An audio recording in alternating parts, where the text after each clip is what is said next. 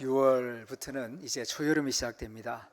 저희 교회에서는 6월, 7월, 8월 석 달 여름에는 가운을 입지 않고 이렇게 하계 복장으로 앞에서 예배를 인도하게 됩니다. 에너지를 좀 아끼자는 그런 취지가 담겨 있습니다. 오늘은 예수님이 주시는 평화라는 제목으로 말씀을 준비했습니다. 어느 동네 목사님 이야기입니다. 이분은 길을 가다가 사람들을 만나면은 누구든지 샬롬 하면서 인사를 하시는 그런 목사님입니다. 한 번은 길을 가는데 얼굴이 까맣고 몸이 깡마른 어떤 중년 남자가 지나가길래 그를 보고서도 큰 소리로 샬롬 하고 인사를 합니다. 이 샬롬이라는 말은 히브리어죠. 평강, 평화, 평안 이런 의미가 담겨 있는 그런 좋은 인사말입니다. 그런데 이 중년 남자가 그 인사를 받고 그 다음 주부터 교회를 나오기 시작합니다.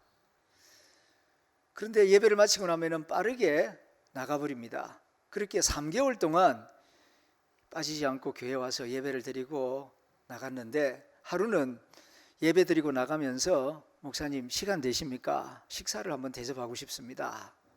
그래서 식사를 하게 되었습니다. 이분이 자기 이야기를 합니다. 젊었을 때 조그만 사업을 했는데 돈을 많이 벌었답니다. 그래서 정말 하고 싶은 거 다 하면서 살았답니다. 자녀들도 잘 키웠어요. 그런데 언제부터인가 갑자기 몸이 나른해지고 부어오르더니만은 그 다음부터는 얼굴이 까매지기 시작합니다. 병원에 가보라고. 병원에 가서 진단을 해보니까 의사 선생님이 간암이라고, 그것도 말기, 이제 한 3개월, 길어야 한 3개월 남은 것 같다고 청천벽력 같은 말을 듣습니다. 그 소식을 가족이 듣고 친구들이 듣고 엄청나게 절망하고 근심 걱정에 빠지게 되었습니다. 본인도 의사의 그 선고를 듣고 난 다음에 거울을 보면은 그 속에서 너는 죽을 놈, 3개월 있다가 죽을 놈, 그 소리가 계속 들리더랍니다. 그런데 어느 날 길을 가는데 동네 목사님이 자기를 보고 살롬 이렇게 인사를 하더랍니다. 목사님은 샬롬 이랬는데 자기 귀에는 살롬 이렇게 들리더랍니다. 순간 정신이 번쩍 나더래요. 맞아, 내가 왜 죽을 놈인가? 살롬이지. 난 살 수 있어. 살아야 돼. 이런 마음의 소리가 들리더랍니다. 그리고 나니까 교회를 가고 싶은 거예요. 그래서 그 다음 주일부터 교회 와서 목사님이 설교 시작할 때마다 항상 교우들에게 샬롬 하고 인사를 하는데 그 말이 그렇게 반갑고 희망이 되고 용기를 주더랍니다. 예배 마치고 집에 와서 거울을 보면서 오늘도 목사님이 나보고 살롬이라고 하셨으니까 살아야지, 난 살 수 있어. 그러면서 몸을 추스리고 약을 먹고 산책을 하고 운동도 하고 그렇게 3개월을 지냈답니다. 그리고 병원에 다시 갔는데 진단을 해보니까 의사 선생님이 고개를 가우뚱가우뚱하면서 이상하다. 3개월 전에 안 그랬는데 암세포가 많이 줄었습니다. 늘어난 게 아니라 오히려 좋아지고 있습니다. 그 말을 듣고 너무 반가워가지고 오늘 목사님이 이렇게 식사를 대접하며 제 이야기를 하는 겁니다. 이분은 샬롬이라는 말을 살롬이라고 들었고, 그리고 그 샬롬의 역사가 자기 몸속에, 마음속에 실제로 일어났던 것입니다. 샬롬이라는 말씀을 들을 때 우리 마음속에서도 우리 몸속에서도 그런 치유의 역사가 일어나기를 기원합니다. 옆에 계신 분들과 먼저 반갑게 인사 나누겠습니다. 샬롬. 살아나시길 바랍니다. 오늘 설교의 키워드는 평화입니다. 신곡을 쓴 단테는 인간의 모든 종류의 화살이 평화를 겨냥하고 있다, 그런 말을 했습니다. 그렇습니다. 인간의 모든 노력은 다 평화를 얻기 위한 노력입니다. 그런데 참 유감스럽게도 노력은 엄청나게 많이 하는데 평화에 가까이 다가가지를 못하고 있습니다. 평화를 얻어보고자 군사력을 키우기도 하고 또 무역을 많이 해서 돈을 벌어보기도 하고 또 과학기술을 발전시켜서 평화로운 세상을 만들어 보겠다고 애를 쓰지만은 오히려 불안이 점점 더 가중되고 있습니다. 평화에 이르기를 원하지만 평화를 얻지 못하는 인간들을 보시면서 예수님이 우신 적이 있습니다. 누가복음 19장 41절 42절을 보게 되면은 이런 말씀이 나옵니다. 예수님께서 가까이 오사 성을 보시고 그 큰 성 예루살렘 성을 보시고 우시며 통곡을 하시며 말씀하시기를 너도 오늘날 평화에 관한 일을 알았다면 참 좋았겠는데, 그런 안타까운 심정으로 눈물을 흘린 적이 있습니다. 평화에 관한 일, 이렇게 우리 성경에는 되어 있는데 다른 성경을 참조해 보면은 평화에 이르는 길을 제대로 알았더라면 얼마나 좋을까, 그렇게 번역이 되어 있습니다. 무슨 뜻입니까? 많은 사람들이 평화를 간절히 원하지만 참된 평화가 무엇인지를 알지 못하고 또 그 평화에 이르는 올바른 길을 알지 못한 채 몸부림을 치고 있다는 것입니다. 모두가 다 행복하기를 원합니다. 그런데 무엇이 참된 행복인가? 그리고 그 행복을 얻기 위해서 어떤 길을 걸어가야 하는가를 모른 채 아침부터 밤늦게까지 움직이는 사람들이 많다는 말씀입니다. 왜 이런 안타까운 일들이 생기는가? 앞에서 말씀드린 누가복음 19장 42절을 보게 되면은 주님께서 이렇게 말씀하십니다. 너도 오늘날 평화에 관한 일을 알았다면 좋을 뻔하였거니와 지금 내 눈에 숨겨졌도다. 평화를 원하면서도 왜 평화에 이르는 길을 알지 못하는가? 눈에 숨겨져서 그렇다는 것입니다. 무슨 말입니까? 눈이 어두워졌어요. 탐욕으로, 죄악으로, 잘못된 가르침으로 눈이 흐려지고 어두워져서 눈을 뜨고 있으나 참된 평화가 무엇인지를 알지 못하고 그 평화의 길을 제대로 찾지 못한 채 몸부림을 치고 있기 때문이다, 그렇게 말씀하십니다. 그리고 오늘 본문 이 요한복음 14장 27절에서는 빛 대신 우리 주님께서 내가 나의 평안을 너희에게 준다 하시면서 참된 평화가 무엇인지 또 평화에 이르는 길을 우리에게 말씀하십니다. 평안을 너희에게 끼친다. 곧 나의 평안을 너희에게 준다. 내가 주는 것, 내가 주는 평안은 세상이 주는 평안과 다르다, 그렇게 말씀하십니다. 자, 오늘 여기에 설교의 핵심이 있습니다. 예수님이 우리에게 주시는 평화, 예수님이 우리에게 주시는 평안은 어떤 평안인가? 분명히 세상과 다르다, 세상이 주는 것과 다르다라고 말씀하시는데 어떻게 다른가? 정말 예수님이 말씀하시는 평안이 진짜 평안인가? 말씀을 듣는 가운데에 성령님께서 여러분 마음속에 깨달음 주시기를 소망합니다. 예수님이 우리에게 주시는 평안, 그 의미를 두 가지로 말씀드릴 수 있겠습니다. 첫째는 하나님 아버지와 화목한 관계를 통한 평안입니다. 예수님이 우리에게 주시는 평안은 어떤 평안이라고요? 하나님과 화목한 관계를 통한 평안, 이것이 예수님이 우리에게 주시는 평안입니다. 세상의 평안은 최첨단 무기나 아니면은 많은 경제력에 의해서 평안을 얻어보려고 합니다. 또 세상의 높은 자리나 성공을 통해서 평안을 얻어보려고 합니다. 그러나 예수님이 말씀하시는 평안은 그런 평안이 아닙니다. 하나님 아버지와 화목한 관계를 통하여 얻게 되는 평안, 이 평안이 절대적인 평안이고 근원적인 평안입니다. 이것을 우리가 말씀 가운데에서 깨달아야 할 것입니다. 더글라스 메가드 장군이 이런 말을 남겼습니다. 세계 문제는 평화의 문제입니다. 평화의 문제는 군사력의 문제입니다. 그런데 군사력의 문제는 알고 보면 경제력의 문제이고, 경제의 문제는 정치의 문제입니다. 정치의 핵심은 분배이고, 분배의 문제는 정의의 문제입니다. 그런데 정의의 문제는 알고 보면 신학적인 문제, 신앙적인 문제입니다 라는 의미심장한 말을 남겼습니다. 한평생 전쟁하는 군인이었지만 깊은 영적 통찰력을 가진 명언이라고 생각이 됩니다. 세상에 일어나는 많은 갈등과 문제들, 알고 보면은 평화를 얻기 위한 노력이지요.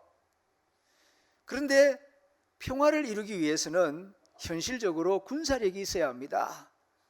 군사력 없이는 평화를 지키기가 어렵습니다. 그런데 이 군사력은 경제력이 뒷받침되어야 됩니다. 경제력이 뒷받침되지 않으면 많은 군대를 가질 수도 없고 그 군대를 지속하기도 어렵습니다. 우리나라도 그렇습니다. 1, 2개 사단을 유지하기 위해서 하루에 병사들이 먹는 밥값이 얼마냐 하면은 하루에 2억 원입니다. 1개 정규 사단이 1만 명이거든요. 아침, 점심, 저녁 세 끼 병사들 밥 먹이는데, 하루 밥 먹이는데 2억 원이 들어간다고요. 그럼 1년이면 800억 원입니다.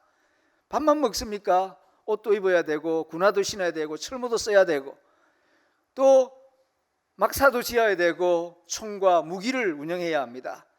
그걸 다 합치면은 재작년 우리 교회 국방비 예산 보고서를 보게 되면은 1개 사단에 5천억 원이 들어갑니다.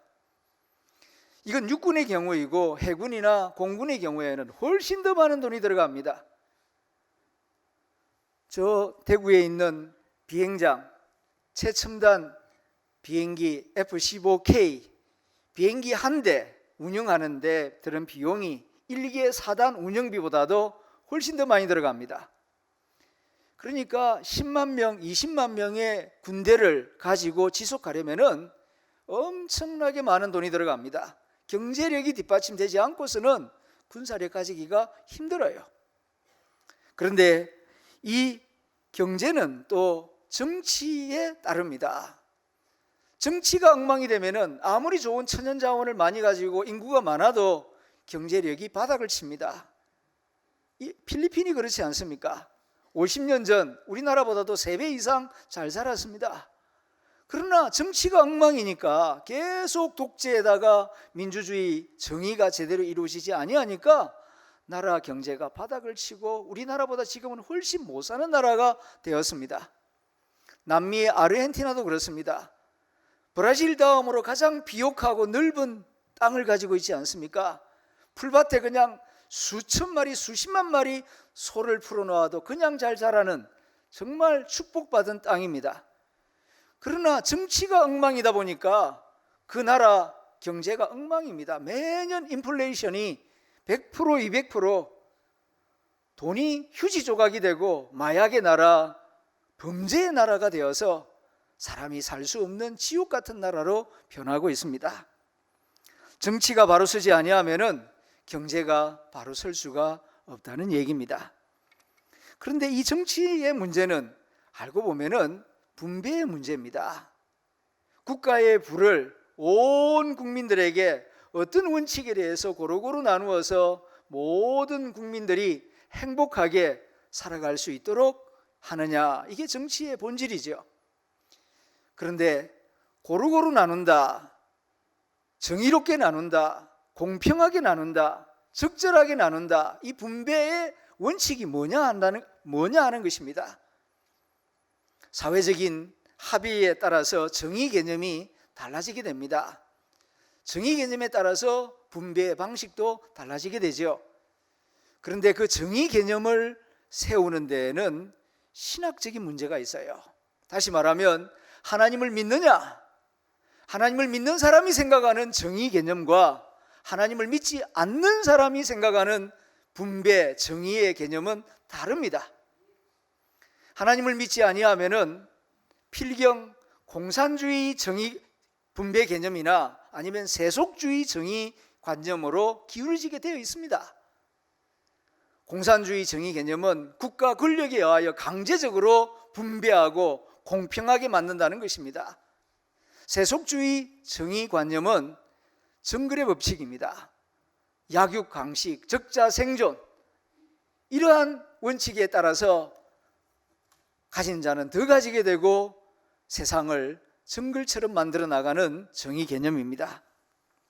그러나 하나님을 믿으면은 예수님의 세계관, 예수님의 가치관을 따르는 정의 개념을 가지게 되고 그 개념에 따라서 정치와 경제, 세상 문제를 바라보게 되는 것입니다. 이렇게 하나님을 믿느냐 아니 믿느냐에 따라서 세상의 많은 것들이 달라지게 됩니다. 결국은 하나님을 믿느냐 안 믿느냐 이 신앙의 문제가 정치, 경제, 군사, 평화의 문제까지 다 결정하게 된다는 그런 내용을 이 메가드가 우리에게 가르쳐주고 있는 것입니다. 결국은 하나님과의 관계성입니다. 하나님과 어떤 관계를 가지느냐에 따라서 내 생각이 달라지게 되고 삶의 방식이 달라지게 되고 거기에 따라서 평화로운 세상이 될 수도 있고 혼란스러운 세상을 만들 수도 있다 하는 말씀입니다. 하나님과 화목한 관계, 이것이 세상 만사의 가장 뿌리가 되는 가장 중요한 문제입니다. 겉으로 보기에는 별의별 말들을 많이 하지만은 가장 근원적인 문제는 천지 만물을 창조하신 하나님과 화목하지 못하는 데서 불안이 생겨나고 내 내면의 불안 때문에 세상에 불안이 만들어지고 있는 것입니다. 하나님과의 화목한 관계, 이것이 세상 평화를 이루는 가장 중요한 출발점이 됩니다. 하나님의 아들 예수님은 이것을 누구보다도 잘 알고 계셨습니다. 겉으로 보기에는 군사의 문제, 경제의 문제, 질병의 문제, 별의별 이야기들을 하지만은 근원적인 문제는 아버지 하나님과 화목하지 못한 데 있다. 이것을 아시고 하나님과 화목하게 만들어야 되겠다. 그래서 자기 목숨을 화목제물로 십자가에 내어주신 것입니다. 하나님 아버지와 화목하고서야 자기 자신과 화목할 수 있고 자기 자신과 화목해야 가족과도 화목하고 이웃과도 화목하고 세상을 평화롭게 만드는 평화의 사도가 될 수 있다는 것을 아셨기 때문에 하나님 아버지와 화목할 수 있도록 자기 목숨을 십자가에 내어주신 것입니다. 우리가 이 점을 깊이 생각해야 합니다. 예배드리면서 말씀을 들으면서 세상 평화의 뿌리는 하나님 아버지와 화목하는 데서 시작된다. 이것을 우리가 깊이 명심해야 할 것입니다. 1992년 빌리 그레엄 목사님이 김일성 주석을 만납니다. 김일성 주석을 만날 때에 선물을 가지고 가야 될 텐데 무슨 선물을 가지고 가면은 좋은 선물, 의미 있는 선물이 될까 고민을 하죠. 김일성 주석궁에 없는 게 뭐가 있겠습니까? 보석, 산삼, 명품 다 있지요. 그런데 이 빌리 그레엄 목사님은 본인이 쓴 책 한 권을 들고 갑니다. 그 책 이름이 뭐냐 하면은 하나님의 평화라는 제목의 책입니다. 여기에 빌리 그레엄 목사님의 깊은 지혜가 있어요. 주석궁에 없는 게 없죠. 다 있죠. 그런데 딱 하나 없어요. 하나님의 평화가 없어요. 김일성 주석의 마음에는 하나님의 평화가 없어요. 그래서 이것을 선물로 주고 싶다고. 그런데 하나님의 평화는 예수 그리스도의 십자가를 믿어야 하나님이 주시는 선물이 됩니다. 믿지 아니하면은 하나님의 평화를 받을래야 받을 수가 없어요. 그래서 이 책을 주면서 하나님의 평화가 주석님 마음속에 함께 하시길 바랍니다. 하나님의 평화가 주석님 마음속에 있으려면은 예수님을 믿으셔야 합니다. 빌리 그레엄 목사님은 김일성 주석에게도 담대하게 복음을 전했습니다. 주석님 마음속에 평화가 있어야 인민들도 평화할 수 있고 한반도에도 평화가 있을 것입니다. 얼마나 귀한 메시지입니까? 그런데 우리는 큰 부자도 아니고 높은 지위를 가진 사람도 아니고 우리가 그렇게 많은 노력을 한 것도 아닌데 예수님 믿을 때에 하나님이 평화를 우리 마음에 선물로 주셨습니다. 하나님의 자녀가 되는 권세를 주셨습니다. 로마서 5장 1절에서 이렇게 선언하고 있습니다. 그러므로 우리가 믿음으로 의롭다 하심을 얻었은즉 우리 주 예수 그리스도로 말미암아 하나님으로 더불어 화평을 누리자. 할렐루야. 우리는 믿음으로 말미암아 하나님으로부터 의롭다함을 받았고 믿음으로 말미암아 하나님의 자녀가 되었으니 하나님 아버지와 화평함을 누리는 사람이 되었습니다. 이 얼마나 큰 축복입니까? 천지 만물을 창조하신 하나님을 아버지라 부를 수 있는 사람은 이미 큰 복을 받은 사람입니다. 많은 재물 가지지 못해도 특출하지 못해도 하나님을 아버지로 부를 수 있는 사람, 이 사람이 가장 복된 사람인 줄로 믿습니다. 그러나 여러분 짝퉁을 조심하셔야 됩니다. 예수님이 말씀하셨습니다. 내가 나의 평안을 주노라 그랬습니다. 평안을 주신다 그랬지 편안을 주신다고 말씀하지는 않았습니다. 예수 잘 믿는다고 해서 편안한 삶을 사는 것은 아닙니다. 때로는 더 고생을 할 수도 있고 손해를 볼 수도 있고 불편한 일을 겪을 수도 있습니다. 그러나 고생은 하더라도 예수님을 잘 믿으면은 샬롬, 평강, 평화, 평안이 우리 마음속에 가득하게 될 것입니다. 늘 예수님 안에서 하나님이 주시는 평안을 귀하게 여기고 하나님을 아버지라 부르며 천국에 들어갈 때까지 평안의 길, 평화의 길을 걸어가는 주의 자녀들이 될 수 있기를 축원합니다. 두 번째 예수님이 주시는 평안은 사랑으로 섬길 때에 주어지는 평안입니다. 세상의 성공이나 많은 재물, 높은 지위에서 얻는 그런 평안하고는 달라요. 그래서 말씀하십니다. 내가 주는 평안은 세상이 주는 평안하고는 다르다. 내가 주는 평안은 나처럼 사랑으로 섬기고 나눌 때에 아버지가 하늘에서 주시는 신령한 평강, 신령한 평안이다. 너희가 이것을 맛보고 이것을 누리며 이것을 전하는 사람들이 되라고 말씀하시는 것입니다. 오늘날 한국인들은 50년 전에 비하여서 정말 복된 세상을 살아가고 있습니다. 50년 전에 우리는 가진 것이 거의 없었습니다. 그런데 지금 가지고 있는 것을 비교해 보면은 50년 전과 지금 가지고 누리고 있는 것은 엄청나게 달라졌습니다. 여러분 개인적으로도 그렇고 우리 국가 전체적으로도 그렇고 아마 5,000년 한민족 역사 가운데 지금 세대만큼 잘 먹고 잘 사는 세대가 언제 있었습니까? 그런데 옛날에 비하여서 행복하냐? 평안하냐? 특별히 지금 60대, 70대 같은 경우에는 집신부터 외제 구두까지 다 신어본 유일한 세대일 것입니다. 경제 성장이 급속도로 이루어졌습니다. 높은 빌딩들이 얼마나 많이 올라갔습니까? 그런데 거기에 걸맞게 우리 마음속에 평화가 있고 행복이 있느냐? 그런 것 같지는 않습니다. 우리나라는 지금 자살률이 가장 높은 나라가 되었고 가장 아이를 안 낳는 나라가 되었습니다. 지금 불면증 약이 그 약이 가장 급속도로 많이 팔리고 있다고 합니다. 왜 이렇게 되고 있다고 생각합니까? 돈이 없어서가 아닙니다. 지식이 부족하고 기술이 부족해서가 아닙니다. 사람들이 이기적으로 변하고 있기 때문이에요. 사랑의 섬김을 알지 못하고 너무 자기 욕심, 자기 탐욕, 자기 즐거움에만 빠져 있기 때문입니다. 인간의 참된 행복은 관계성 속에 있어요. 많은 재물이나 높은 지위에 있는 게 아닙니다. 관계성 속에 인간의 삶의 의미와 행복이 있어요. 그런데 인격적인 관계, 사랑의 관계를 잘 맺으려고 하지를 않아요. 힘드니까. 그래서 사람들이 자꾸 애완용 개를 키웁니다.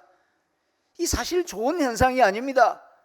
사람과 사람 사이가 피곤하니까, 힘드니까, 그런 또 외로움은 있으니까 대용품으로 엄청나게 많은 그런 고양이와 개를 키우는데, 이 하나님 보시기에 좋은 모습이 결코 아니라고 생각합니다.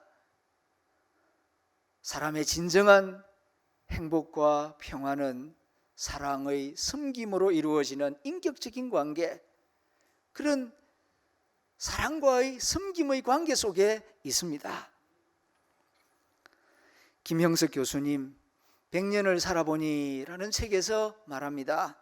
내가 100년을 넘게 살아보니까 이 세상에서는 행복하게 살고 싶어도 살 수 없는 두 종류의 사람이 보이더라는 겁니다. 첫째는 물질이 전부다라고 생각하는 사람, 두 번째로는 이기심이 강한 사람. 이 사람은 아무리 공부를 많이 하고 돈을 많이 벌어도 절대로 행복할 수가 없다는 것입니다.